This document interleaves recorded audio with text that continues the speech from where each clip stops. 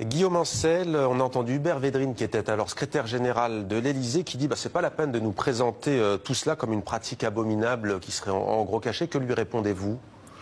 Oui, il a raison de son point de vue. Le fait de soutenir un gouvernement qui organise le génocide des Tutsis sous nos yeux, ce n'est pas un problème. Je pense que le problème est là. C'est qu'il faudrait enfin qu'il pose ses lunettes noires et qu'il arrête de raconter des fables aux Français. Ce que nous avons fait au Rwanda est inacceptable. Pourquoi?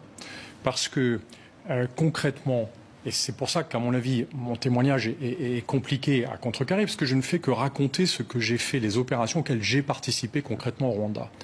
Nous sommes arrivés en 1994 au milieu du génocide.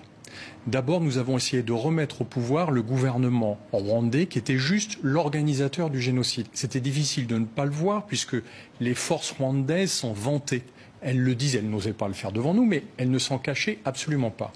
Quand nous avons enfin renoncé tard dans l'opération, nous avons protégé leur fuite. Et au passage, nous les avons laissés organiser l'exode de leur population. 100 000 morts supplémentaires. Et enfin, nous leur avons livré des armes dans des camps de réfugiés au Zaïre alors que nous étions sous mandat humanitaire. Donc moi, personnellement, ça me pose un problème.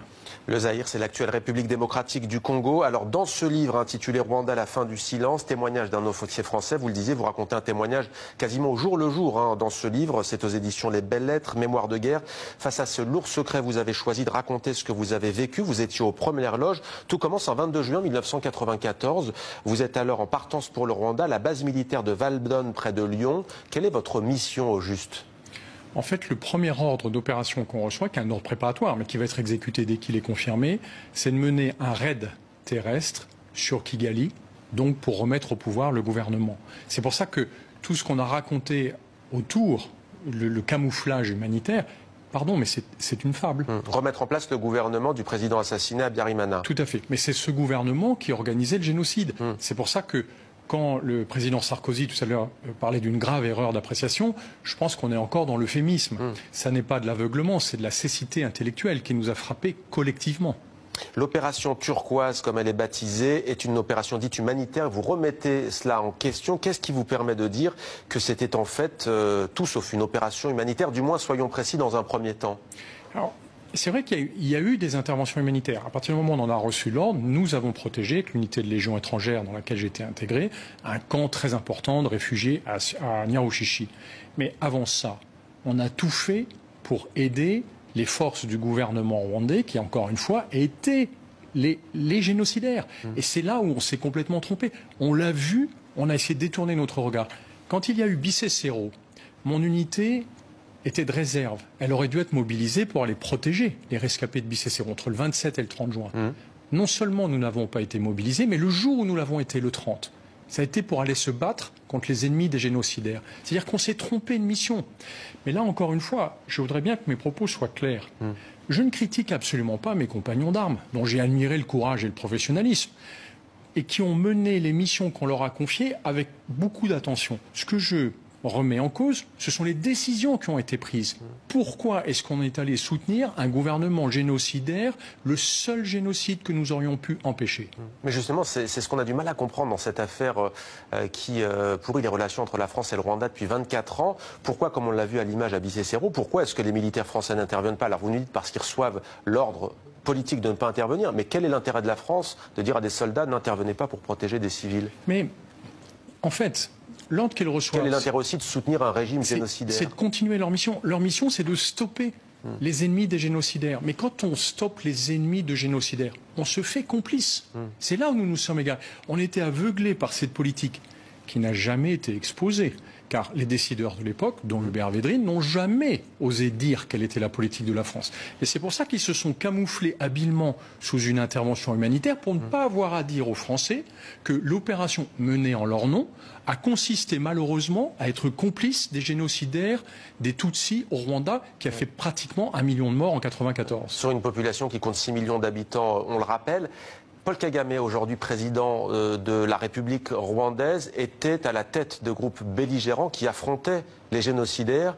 Quelles étaient les consignes politiques que vous receviez? Quelle attitude deviez-vous avoir face aux forces de Kagame à l'époque, qui n'était pas président mais milicien? D'une totale ambiguïté, puisque officiellement on affichait une neutralité dans cette opération, alors qu'on est rentré à côté d'une des factions. Et en plus, cette faction, c'était les génocidaires. Donc, si vous voulez, notre neutralité, elle n'était que pour l'affichage. Dans la réalité, on s'est rendu complètement complice de ces forces qui, encore une fois, commettaient le génocide sous nos yeux. C'est-à-dire que même si on se bouchait les oreilles, on ne pouvait pas ne pas entendre les victimes. Et ce qui est inouï, c'est que 24 ans après, on continue à parler d'une opération humanitaire, alors qu'on explique aux Français pourquoi les archives sont toujours bouclées.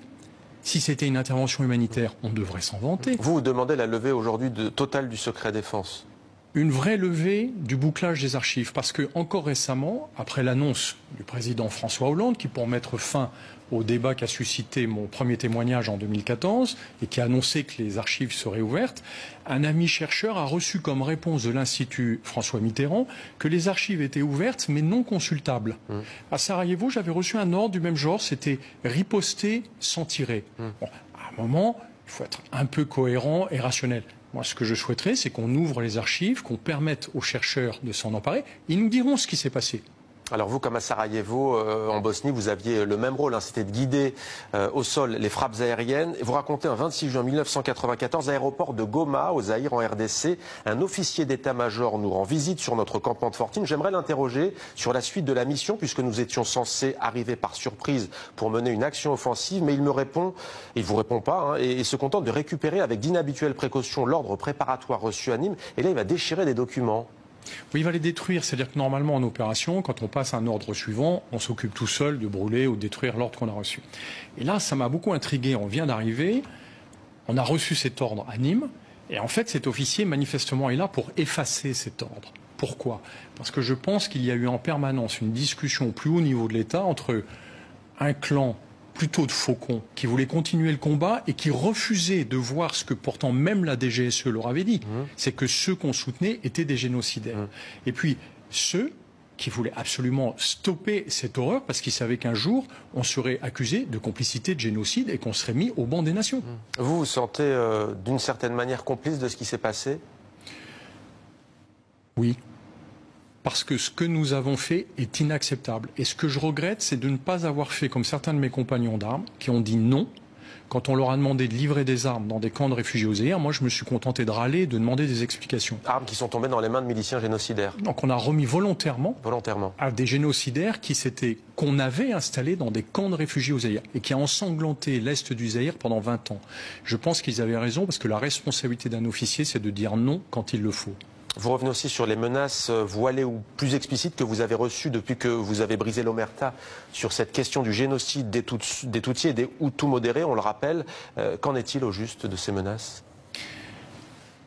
On a beaucoup dépensé d'énergie à me convaincre de ne surtout pas témoigner, comme si on souhaitait que ce silence devienne amnésie. Je ne pense pas que cette culture du silence protège les militaires. Moi, j'invite mes anciens compagnons d'armes à raconter la réalité de ce qui s'est passé, exactement comme le font les anglo-saxons. Il y a le temps du secret opérationnel au moment où se déroule l'opération, mais 5 ans après, il n'y a plus de secret opérationnel. Là, on est 24 ans après. On raconte ce qui s'est passé plutôt que de me menacer. Me menacer, c'était m'indiquer que ce sujet méritait d'être défendu.